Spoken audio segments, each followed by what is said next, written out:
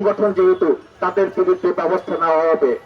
আজকে যেমন রাস্তা করেছেন, রাস্তা কেটেছেন, আজকে সেই রাস্তায় সেই গর্তে আপনাদের পা পড়েছে। কাজে অপেক্ষা করেন, আগামী দুর্দিনের জন্য আপনাদের জন্য কি অপেক্ষা করছে। আমি আর বক্তব্য দীর্ঘায়িত করতে চাই না।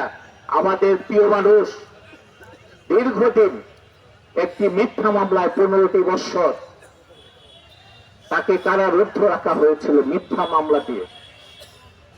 আল্লাহ চাইলে সবই পারেন। আজকে আমাদের প্রিয় নেতা আব্দুল সালাম পিন্টু মুক্ত হয়েছে, কিন্তু শেখ হাসিনা আপনি দেশ ছেড়েছে।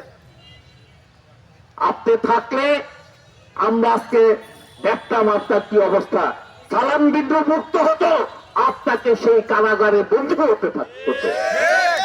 সেই কারণে বলতে চাই, তার যারা গুন্ডা বান্ডার লোকজন আছেন, সাবধান থাকেন। আপনাদের জন্য সামনে সেই দুর্দিন অপেক্ষা করছে, বিগত দিনে আপনারা যা করেছেন।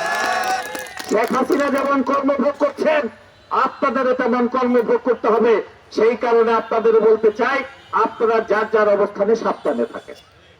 আমি আমাদের জাতীয়তাবাদী দলের